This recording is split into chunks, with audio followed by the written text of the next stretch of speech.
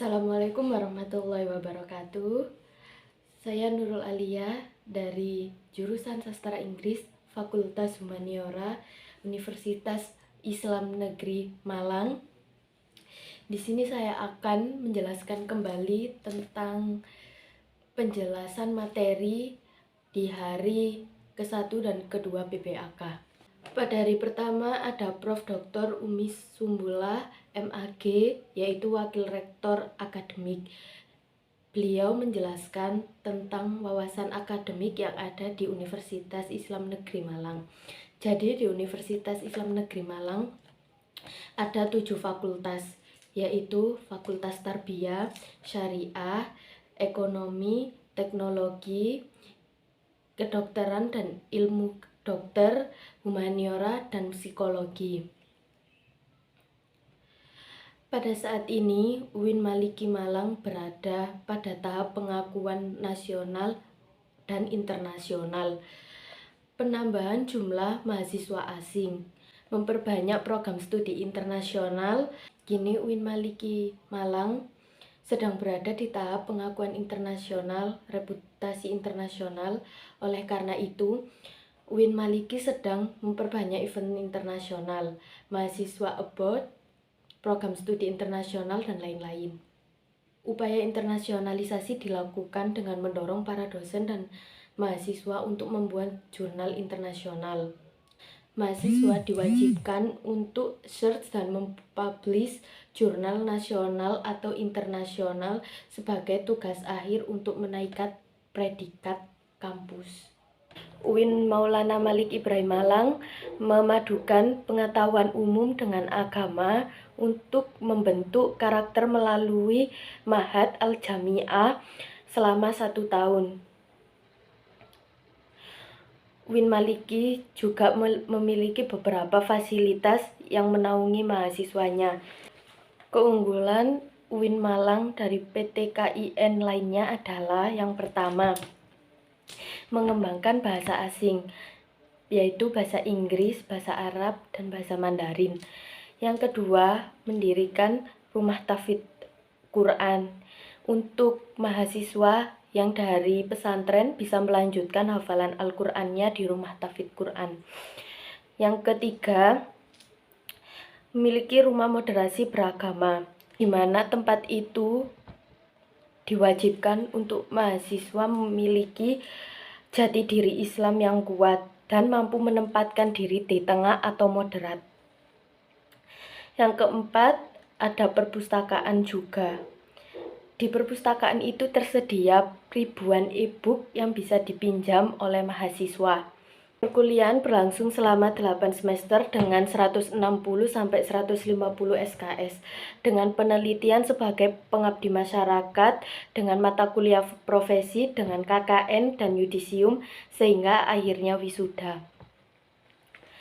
Mata kuliah di UIN Maliki ini dijadikan sebagai pengembangan kepribadian yang merupakan ciri khas UIN Maulana Malik Ibrahim Malang. Mata kuliah yang ada di UIN Maliki Malang yaitu yang pertama ada mata kuliah dasar, yang kedua ada mata kuliah keislaman atau agama, yang ketiga ada mata kuliah filsafat, yang keempat ada mata kuliah fakultas, yang kelima ada mata kuliah rumpun prodi, dan yang keenam ada mata kuliah bahasa. Yang harus dimiliki oleh mahasiswa UIN Malang yaitu yang pertama kompetensi, yang kedua keterampilan, yang ketiga jiwa kepemimpinan, dan yang keempat adalah berani berbicara di depan orang banyak, berani menyampaikan pendapat.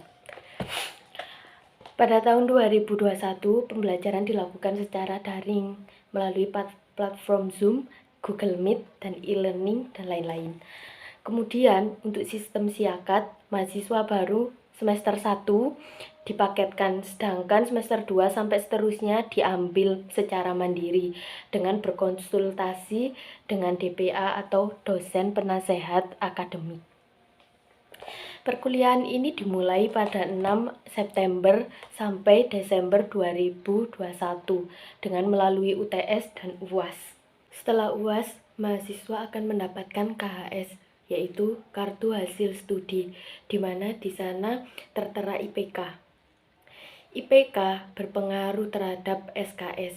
Semakin kecil IPK, semakin sedikit SKS yang bisa diambil. Semakin besar, maka akan semakin banyak alias cepat lulus. Mahasiswa UIN Maliki diharapkan aktif dan dapat menjadi manusia yang bermanfaat. Untuk materi kedua adalah materi yang disampaikan oleh Dr. Haji Ahmad Fathai Yasin, MAG. Mahasiswa baru harus mengupayakan diri baik secara mental dan spiritual dalam mengikuti perkuliahan di UIN Malang. Orang-orang yang memiliki mental spiritual memiliki 3 indikator, yaitu 1. Berpikir ilmiah. Mahasiswa harus melandasi pikiran dengan pengetahuan umum dan agama. 2.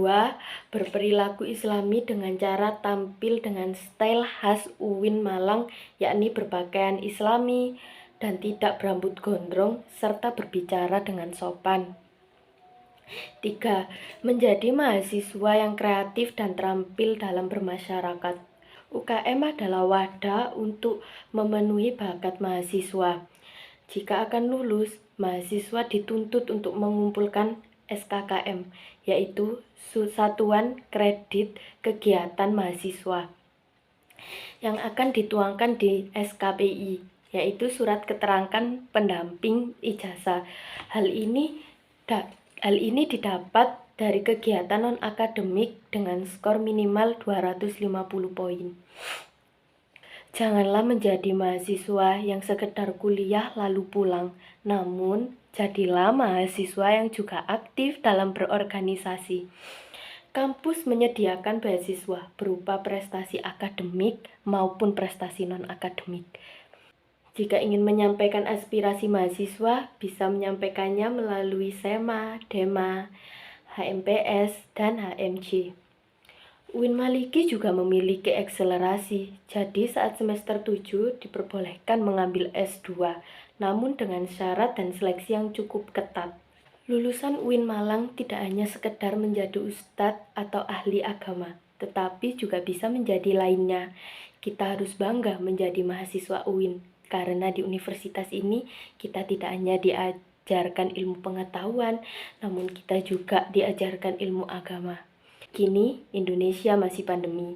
Kini Kota Malang levelnya sudah turun dari level 4 menjadi level 3. Jika vaksinasi terus digalakkan, maka hal ini akan segera membentuk herd immunity yang akan segera menyelesaikan masalah corona ini. PPAK hari kedua, yaitu pengenalan DEMA. DEMA adalah Dewan Eksekutif Mahasiswa. DEMA merupakan organisasi intrasekolah yang merupakan lembaga eksekutif mahasiswa di level universitas. Fungsi DEMA adalah yang pertama, sebagai pelaksana program organisasi kemahasiswaan.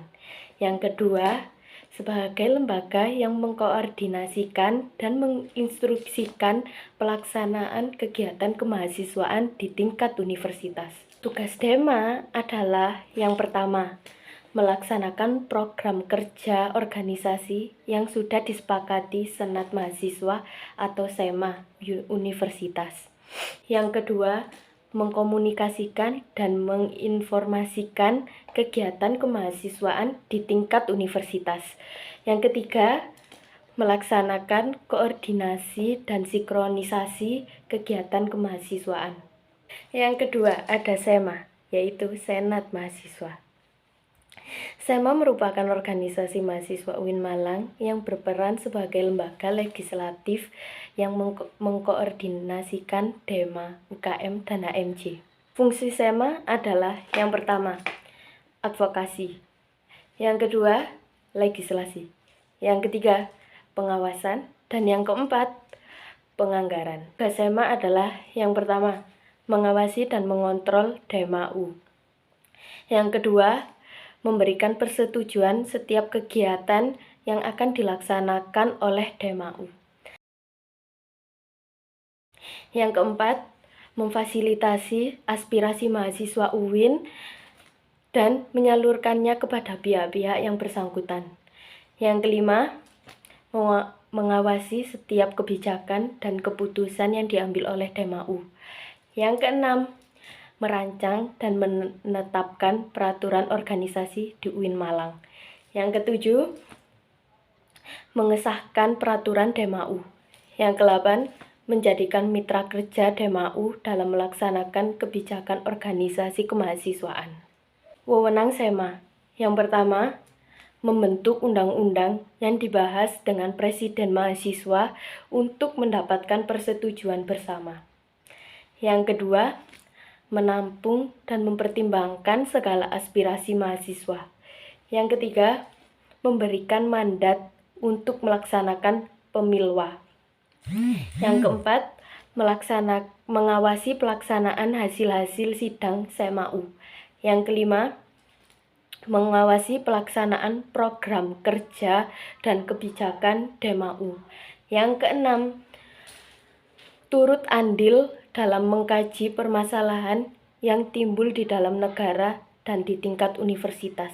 Yang ketujuh, menerima dan membahas usulan PO yang berkaitan dengan bidang tertentu dan mengikut sertakan dalam pembahasan.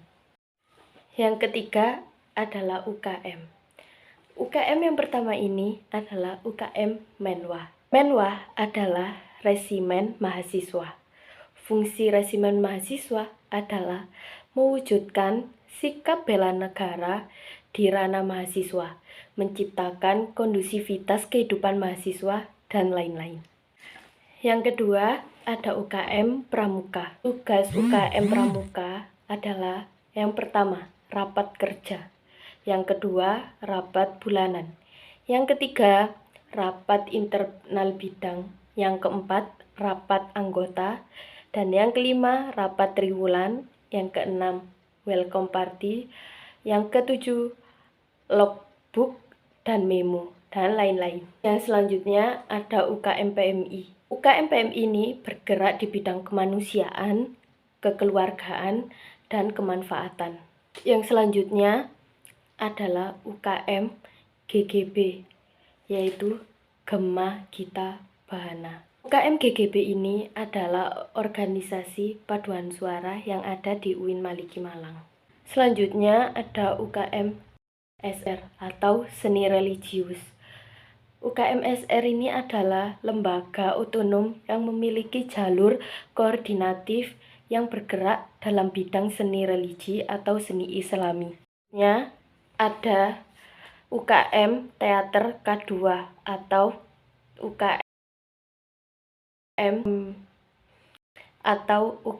Teater Komedi Kontemporer. UKM Teater ini sudah berumur 35 tahun. Yang selanjutnya ada UKM Mapala Tursina, yaitu organisasi pecinta alam. Yang selanjutnya adalah UKM Unior, yaitu unit olahraga.